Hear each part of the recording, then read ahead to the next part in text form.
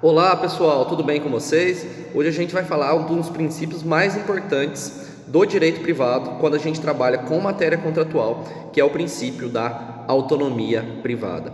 A autonomia privada nada mais é que a prerrogativa que as partes têm de regulamentar os seus próprios interesses. Quando a gente fala de autonomia privada, é importante a gente lembrar que a autonomia privada ela se refere tanto à pessoa que eu vou contratar quanto ao conteúdo contratual. Então, quando a gente trabalha com autonomia privada, a gente tem a liberdade de contratar. O que é a liberdade de contratar? Liberdade em relação à pessoa. Então, a liberdade de contratar está relacionada à pessoa do contratante.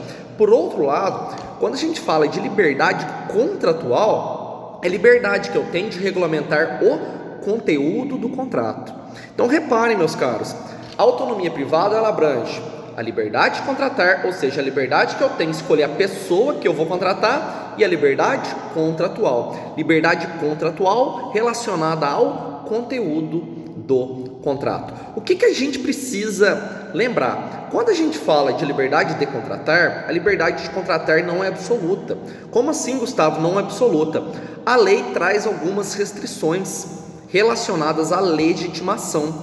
Legitimação que não se confunde com capacidade. Legitimação é a capacidade especial para a prática de determinados atos. Um dos exemplos mais comuns da gente encontrar é o artigo 496 do Código Civil. O que fala esse artigo 496? O artigo 496 fala da venda de ascendente para descendente.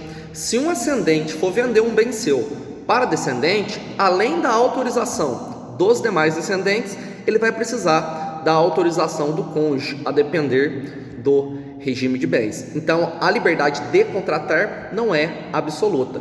Para quem considera o casamento como um contrato, a gente lembra que o artigo 1521 do Código Civil trabalha com os impedimentos matrimoniais, que também é uma clara restrição à autonomia privada. Além da liberdade de contratar, a gente tem a liberdade contratual. A liberdade contratual, gente, ela é limitada tanto pela função social dos contratos, como pela boa-fé objetiva. Eu não posso colocar qualquer conteúdo no contrato, gente. Eu tenho que respeitar alguns valores constitucionais, principalmente quando a gente estiver trabalhando com contratos de consumo. Lembrar que o Código de Defesa do Consumidor trabalha, salvo engano, no artigo 51, com as denominadas cláusulas abusivas, que são nulas de pleno direito. Para finalizar, é importante a gente lembrar também que a Lei da Liberdade Econômica reforçou a ideia de autonomia privada.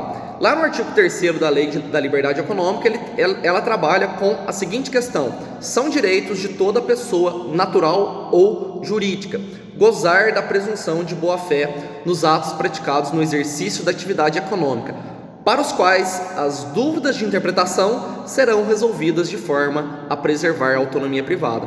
Nas dúvidas de interpretação de determinado contrato, a gente vai dar a interpretação que melhor prime pela autonomia privada. O inciso 8º fala que é direito de toda pessoa natural ou jurídica ter a garantia de que os contratos, ter a garantia de que os negócios jurídicos empresariais paritários serão objeto de livre estipulação pelas partes. Lembrar que o artigo 113 do Código Civil também foi alterado. A gente tem lá no parágrafo 2º que fala que as partes poderão livremente pactuar regras de interpretação dos contratos, preenchimento de lacunas, dentre outras questões.